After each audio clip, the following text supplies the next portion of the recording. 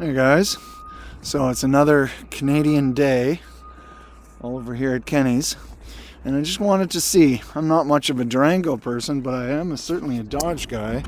You can be able to take a look at a vehicle that's all used to be in leather, great shape at one time. Then you start seeing things like that. Damage, but this is kind of terrible. Look at the smuts on there. Look at the filth.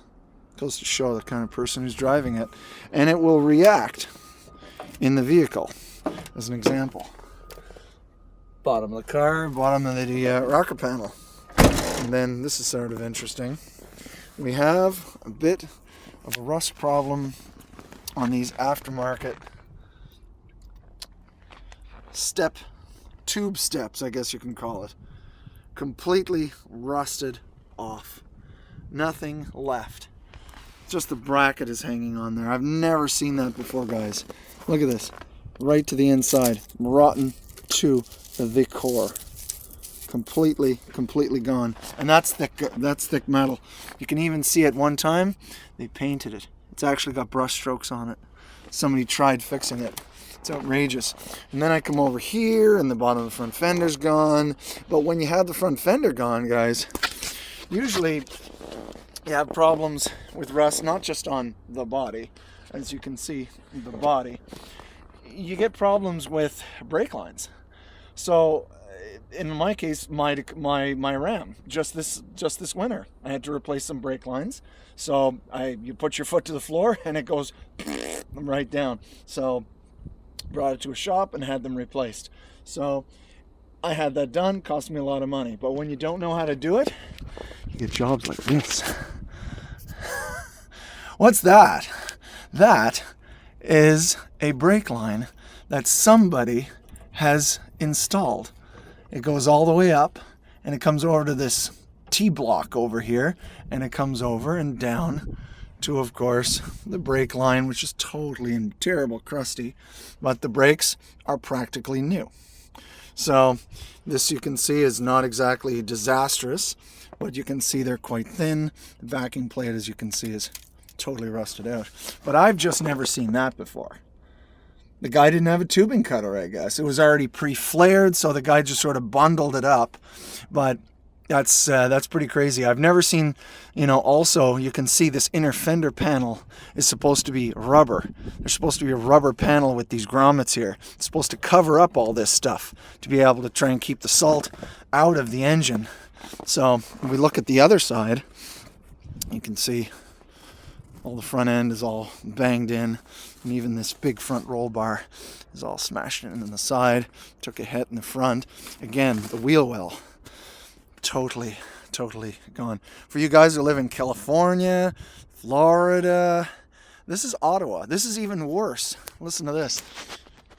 It's worse than Toronto.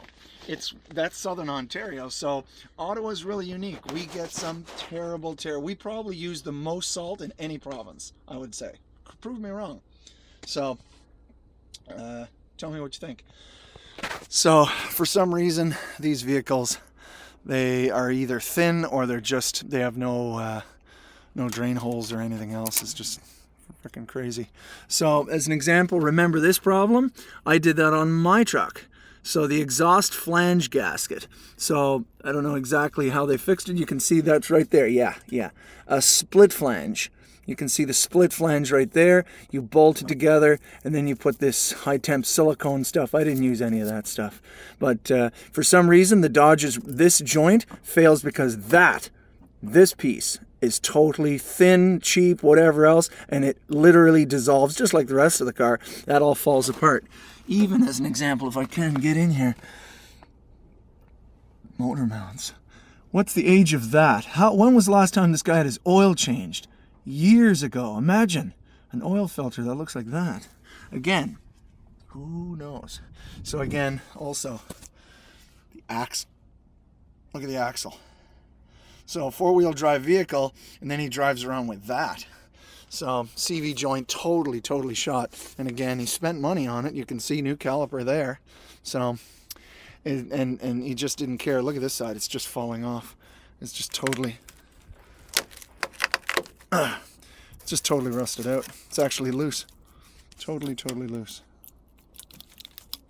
Yeah, so imagine every bump that you go over, a little more rust falls out. Every single bump. That's crazy. Anyways, guys, time to shut up. So I would say, I don't know, probably a 2000. Let's see, 2000 Durango. What do we got here? We've got a 99. Okay, so she's old enough to rust, but you know, I oil my cars and I don't get this rust. So, do you oil your cars? Tell me. I just want to know where you live and do you need oil? So, Salt Air or Canadian Salt. SAN 379 out.